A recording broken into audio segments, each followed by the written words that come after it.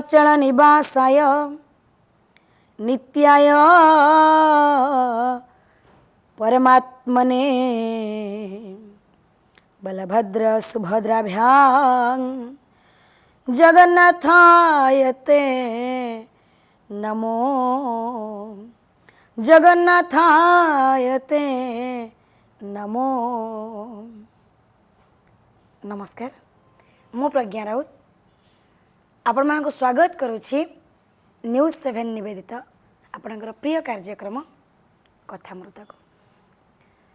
आज अध्याय रे आपण सुनिबे संसार रे धन्य किए बसिचंती ऋषि माने। समस्ते चिंता करुचंती जे आमे जी भी आसीचु संसार को समस्ते कर्म करिया पई आसीचु। समस्तंकर कर्म अच्छी दुनिया रे कर्म न करुथिबा व्यक्ति केही भी नाहंती कि जीव कीट पतंग समस्ते आमे कर्म करुचे, अनवरत कर्म करि चलीछे। किंतु किछि कर्म द्वारा आमे पाप अर्जन करू, आउ किछि कर्म द्वारा आमे पुण्य अर्जन करू। आमे समस्ते कर्म बंधन रे बांधी होइकरी अछु। ओडिया भागवत अति बड़ी जगन्नाथ दास कहले, कर्म कासण देह सहे हरने अजगर प्राय। कर्मर कसणटाकू आम देह सहूची, अरण्य भितरे अजगर परी। कर्म करिब नाना मते फलिब कर्मर आयते। भिन्न भिन्न मतरे आमे जो भिन्न भिन्न कर्म करू तार फल मध्य आमे सही परि भोग करू। कर्म अनुसारे आमको फल मिले। किंतु आमे जदि से अल्प मुहूर्त भितरे सुजोग पाऊ एक सत्कर्म करिया पई, से सत्कर्मर फलटा आम पई लाभदायक होता है। और ऋषि मान चिंता करुचंदी जे जो कर्म द्वारा आमर पुण्य अर्जन करा जाई परिबो, आमर धर्म अर्जन करा जाई परिबो, से कर्म को आमे करिबा। तत्सहित से कर्म करिबा पई आमे सारा समाज को प्रेरणा मध्य दबा। एबे आमे पिला बेले पाठ पढ़िथिलु, बाल्य कालु धन धर्म मु अर्जीबी ए जीवन अनिश्चित। केजाणी किमिति केते बेले काल होई जीव उपगत। काल बा समय मृत्यु केबे काहू कहि कि आसना। जन्म पूर्व आपण सूचना पाई पारंती, किंतु मृत्यु पूर्व सूचना केही पाई परिबे नाही।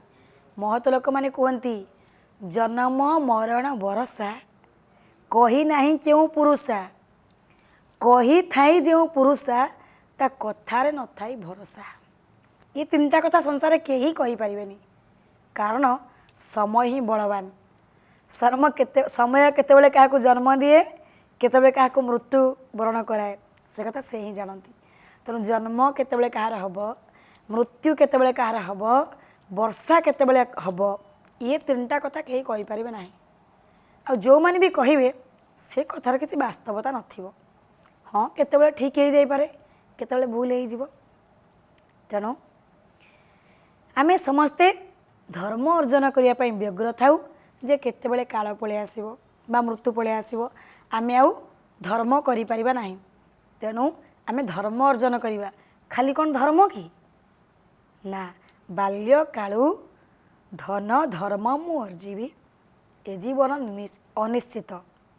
आमको धन अर्जन करिया पई पड़िबो, धर्म अर्जन करिया पई पड़िबो।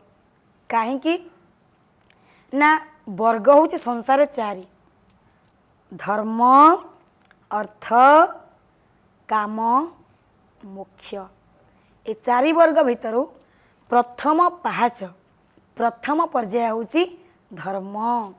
आमे धर्म मार्ग रे ନିଜକୁ ଆଗେଇ ନେବା। ଦ୍ୱିତୀୟ ପର୍ଯ୍ୟାୟ ହେଉଛି ଆମେ କିଛି ଅର୍ଥ ରୋଜଗାର କରିବା, କିଛି ଆୟ କରିବା। ତାପରେ ହେଉଛି କାମ। ଚତୁର୍ଥ ପର୍ଯ୍ୟାୟ ହେଉଛି ମୋକ୍ଷ। ଧର୍ମ ଅର୍ଜନ ନ କଲେ, ଅର୍ଥ ଆୟ ନ କଲେ, କାମଟାକୁ ବା କାମର ପାହାଚକୁ ଅତିକ୍ରମ ନ କଲେ ମୋକ୍ଷ ପାଖରେ କେମିତି ପହଞ୍ଚିବା? ଏଇଟା ମୋର ବ୍ୟକ୍ତିଗତ ବିଚାର ଯେ ତିନିଟା ପାହାଚ ଆମକୁ ଆଗରୁ ଦିଆଯାଇଛି, ଧର୍ମ, ଅର୍ଥ, କାମ। ପରବର୍ତ୍ତୀ ପର୍ଯ୍ୟାୟରେ ମୋକ୍ଷ। ହୁଏତ ଏ ଧର୍ମଟାକୁ, ଅର୍ଥକୁ, କାମକୁ ଆମେ ପୂର୍ବ ଜନ୍ମରେ ଆମର ସାରି ଦେଇଥିବା।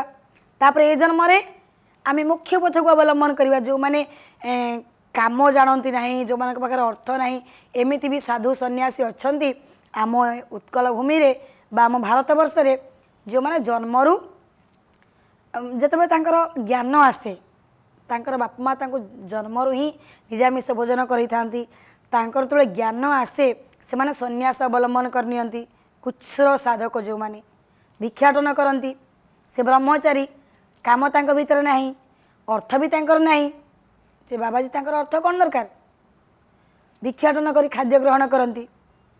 ବିଶେଷ କରି ଏମିତି ଦଣ୍ଡୀ ସନ୍ନ୍ୟାସୀମାନେ ମଧ୍ୟ ଅଛନ୍ତି ଯେଉଁମାନେ ଭିକ୍ଷା ଗ୍ରହଣ କରିକି ଖାଦ୍ୟ ଗ୍ରହଣ କରନ୍ତି, କିନ୍ତୁ ତାଙ୍କ ପାଖରେ କିଛି ସଞ୍ଚିତ ଅର୍ଥ ନଥାଏ। ତାହେଲେ ସେ ମୋକ୍ଷ କେମିତି ପାଇବେ? ନା ପୂର୍ବ ଜନ୍ମରେ ତାଙ୍କର ଏ ତିନିଟା ବର୍ଗକୁ ସେମାନେ ସାଧନା କରି ସାରିଥିବେ। ନହେଲେ ବର୍ଗ ହେଉଛି 4। ଆମେ ବାଲ୍ୟକାଳୁ ଧନ ଆଉ ଧର୍ମକୁ ଅର୍ଜନ କରିବା ପାଇଁ ଚିନ୍ତା କରୁ, କିନ୍ତୁ ଏଇ ଯେଉଁ ଧର୍ମ ଶବ୍ଦ ଯଦି ଏବେକାର ପିଲାମାନଙ୍କୁ କୁହାଯିବ ସେ ବୁଝିପାରିବେ ନାହିଁ। ଯେତେବେଳେ ଆମେ ପାଠ ପଢ଼ିଥିଲୁ ଆମ ଶିକ୍ଷା ଭିତରେ ଆମ ସଂସ୍କାରର କିଛି ଛାପ ଥିଲା, ଆମ ପରମ୍ପରାର କିଛି ଛାପ ଥିଲା। କିନ୍ତୁ ବର୍ତ୍ତମାନ ଶିକ୍ଷା ଭିତରେ ପରମ୍ପରାର ଆଉ ଛାପ ନାହିଁ। ସା ବିଦ୍ୟା ଯା ବିମୁକ୍ତ ହେ, ସେଇ ହେଉଛି ବିଦ୍ୟା ଯିଏ ଆମକୁ ବିଶେଷ ଭାବରେ ମୁକ୍ତ କରେଇବ। ଆମେ ମୁକ୍ତ ହେବା, ଆମ ଚିନ୍ତାଧାରା ବିସ୍ତୀର୍ଣ୍ଣ ହେବ, ନିମ୍ନଗାମୀ ଆମେ ହେବା ନାହିଁ। କିନ୍ତୁ ବର୍ତ୍ତମାନର ବିଦ୍ୟା, ତାକୁ ଆମେ କ'ଣ କହିବା? ବିଦ୍ୟା। ଏଇ ବିଦ୍ୟା ତ ଯେଉଁ ବିଦ୍ୟା ଆମକୁ ପରିବାର ଠାରୁ ଅଲଗା କରିଦେଉଛି।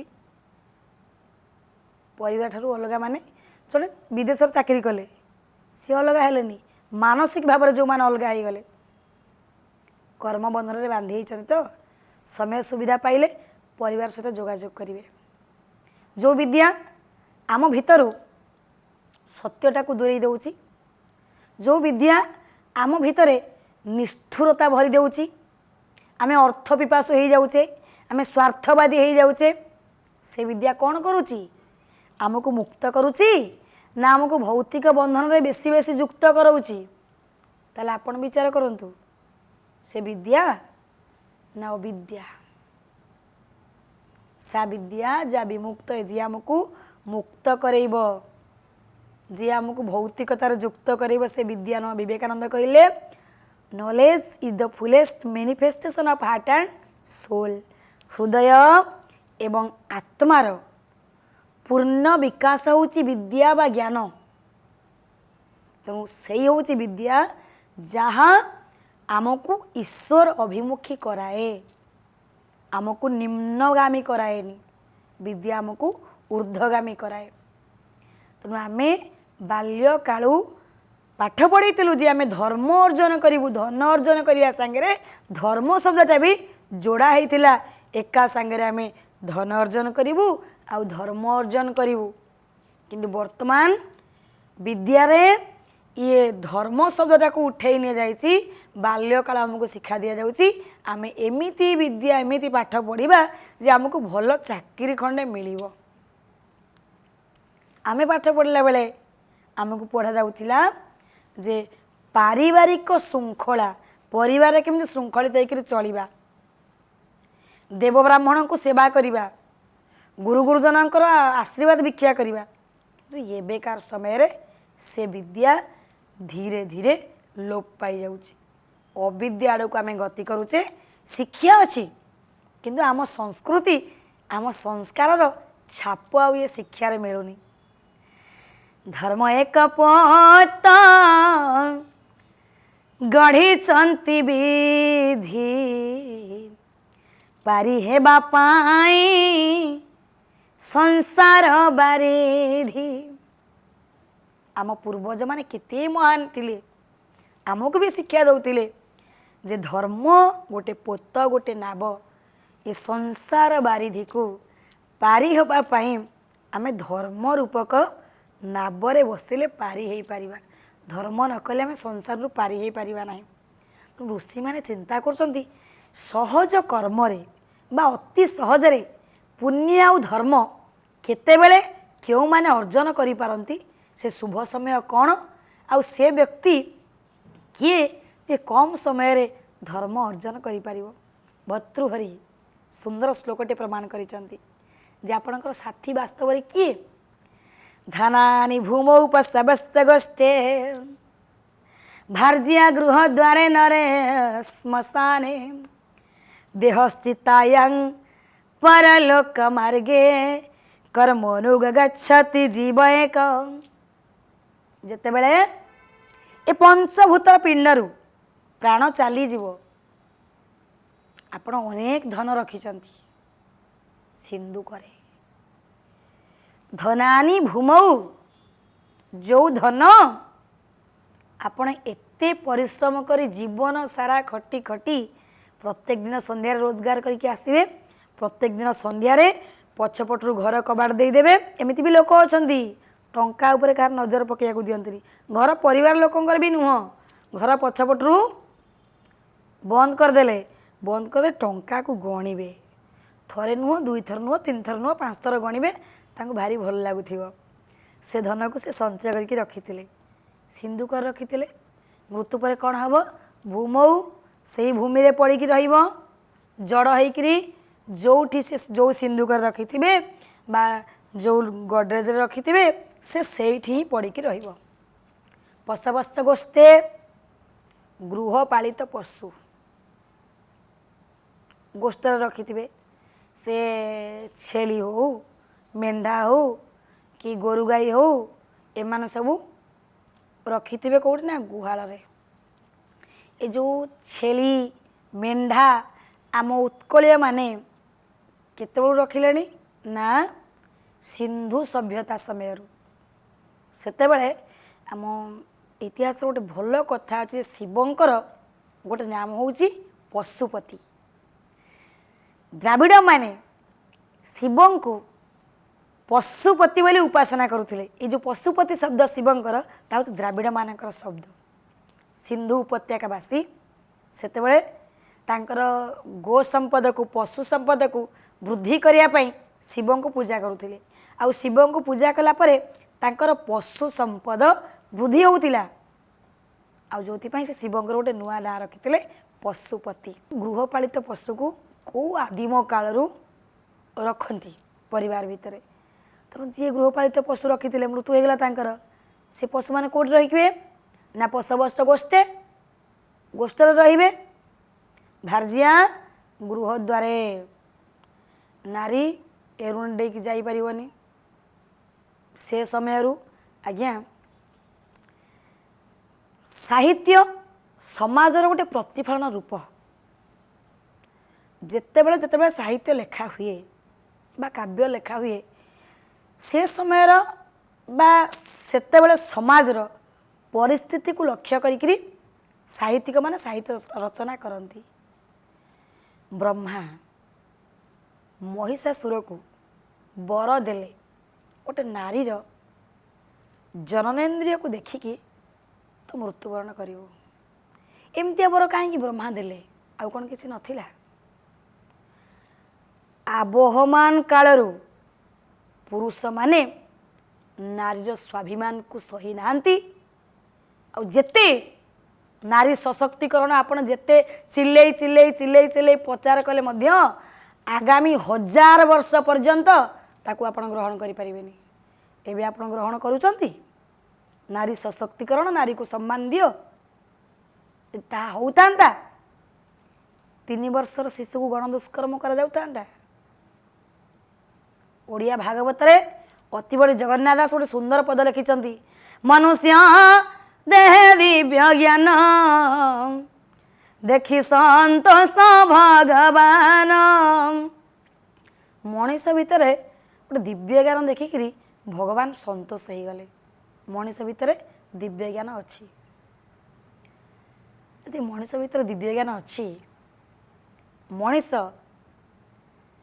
आपण देखंतु 100 वर्ष तले एई मनीष मानकर चाली चलन कथबार्ता स्वभाव केमिति थिला आउटी तळु खसी आसंतु 50 वर्ष तले एमानकर चाली चलन स्वभाव केमितिका थिला आ वर्तमान मनीष भितरे मनीषत्व अच्छी आपण घरे गोटे बिलेई पाली बिलेई कौन खाए मूषा गोटे प्लास्टिक मूषा को आपण बिलेई आगे पकेबे बिलेई खाईदेव खाइबन ना गोटे मुहूर्त से विचार कर गोटे क्षण रे ये बिलेईटा विचार करदेव ना ये मो खाद्य नुह ये प्लास्टिक ये डुप्लिकेट जिनस ये प्लास्टिक ये मो खाद्य नुह फेरी आसब किंतु वर्तमान जितेबाला मैथुन कर शक्ति पुरुषर केवल नारी उपर अधिकार अच्छी स्त्री उपर अधिकार अच्छी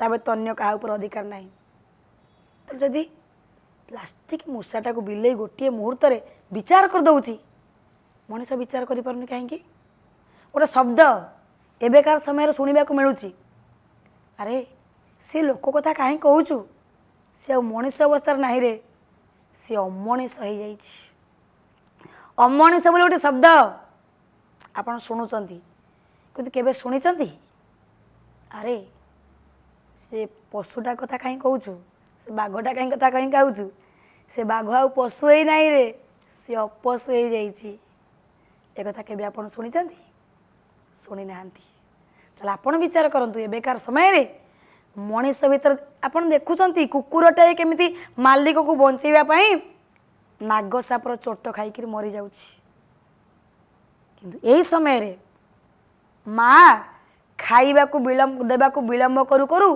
पुओ ठेंगारे पिटी पिटी माँ को मार दउछि ताले आपण विचार करंतु कुकुरटाए पशु ना ए मनीष पशु जी निज जन्म कला माँ को पिटी पिटी मार दउछि ताले दिव्य ज्ञान कोठी अछि मनीष भीतर अछि ना पशु भीतर अच्छी समय बदली जाइए स्वार्थांध हो जाइए आम आम भितर पशु प्रवृत्ति जागृत हो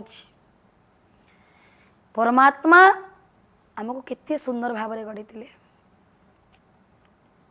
तेणु समय किभली भाव धीरे धीरे धीरे धीरे गोटे प्रहसन मुखी आम सब हो गले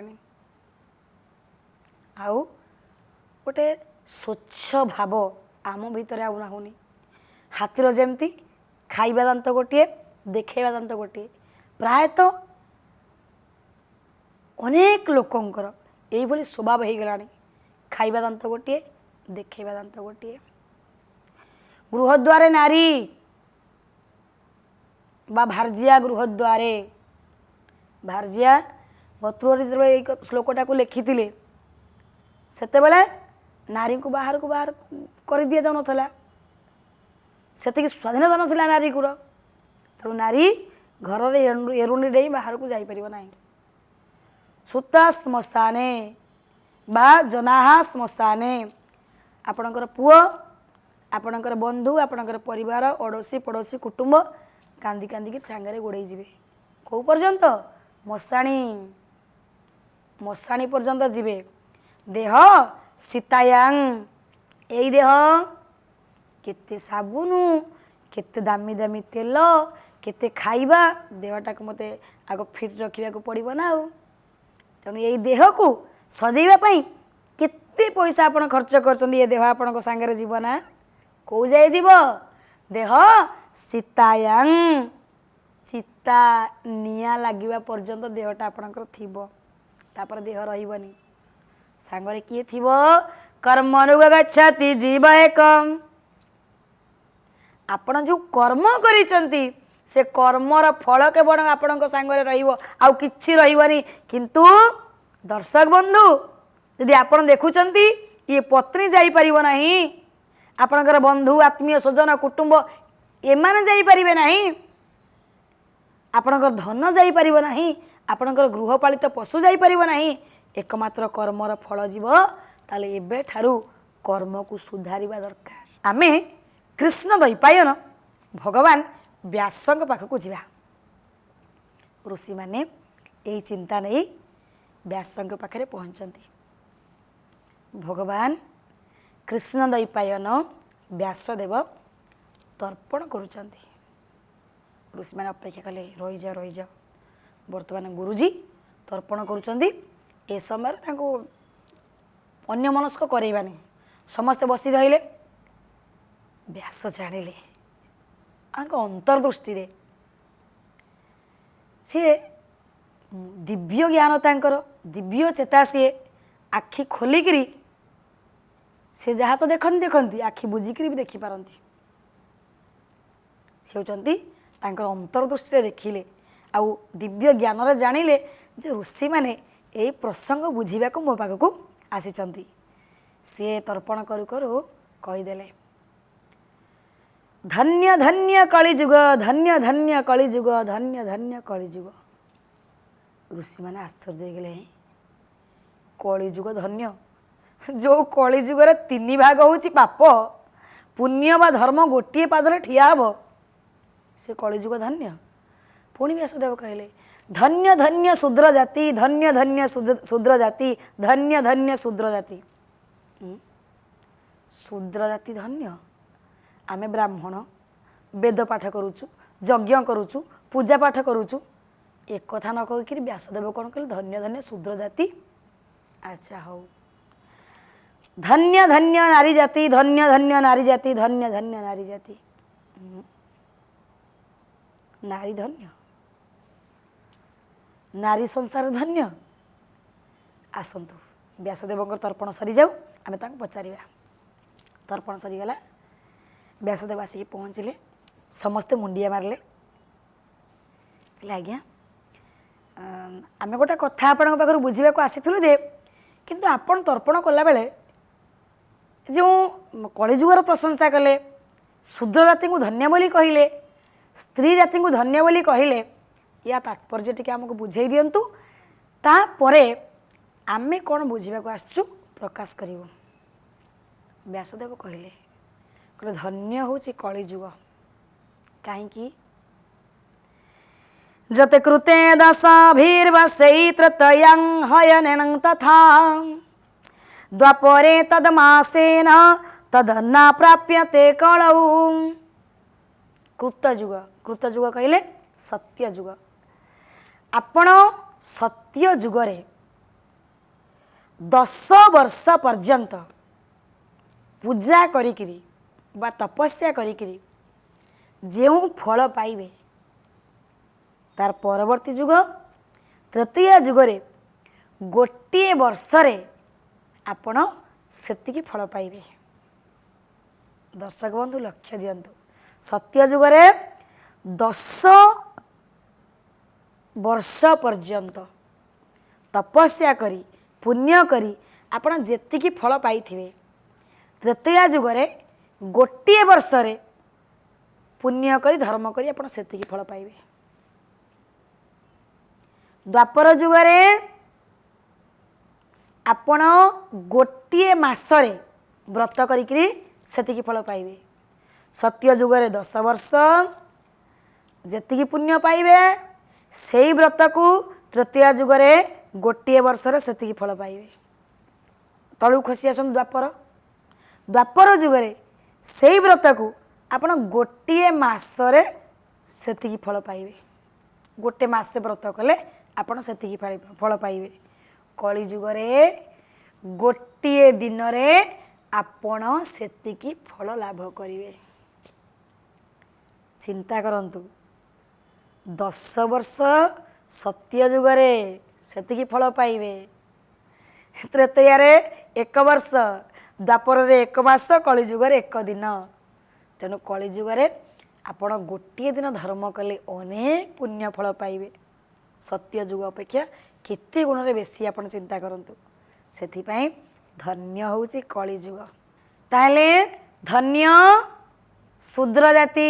କାହିଁକି ନା ବ୍ରାହ୍ମଣ ମାନେ ଯେତେ ପୂଜା ପାଠ ନୀତି ନିୟମ ନିଷ୍ଠା କରିକି ଯେତିକି ପୁଣ୍ୟ ସବୁ ପାଇବେ, ଶୂଦ୍ର ଜାତି ଖାଲି ସାଧୁ ବ୍ରାହ୍ମଣକୁ ନମସ୍କାର କରିକରି ଆଶୀର୍ବାଦ ପାଇକରି ସେତିକି ଫଳ ପାଇଯିବେ, ତାଙ୍କୁ ବେଶୀ କଷ୍ଟ କରିବାକୁ ପଡ଼ିବନି।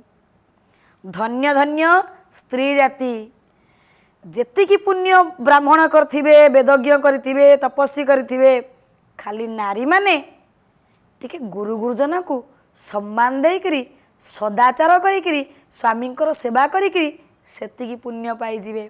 ତେଣୁ କଳିଯୁଗ ହେଉଛି ଧନ୍ୟ, ଶୂଦ୍ର ଜାତି ହେଉଛି ଧନ୍ୟ, ନାରୀ ଜାତି ହେଉଛନ୍ତି ଧନ୍ୟ, ଯେ ଅଳ୍ପ ସମୟରେ ଅନେକ ପୁଣ୍ୟ ଫଳ ପାଇବେ। ଦର୍ଶକ ବନ୍ଧୁ, ସମୟ ସରିଯାଇଛି। ଏ ଅଧ୍ୟାୟକୁ ଆମେ ଏଇଠି ରଖୁଛୁ। ନମସ୍କାର।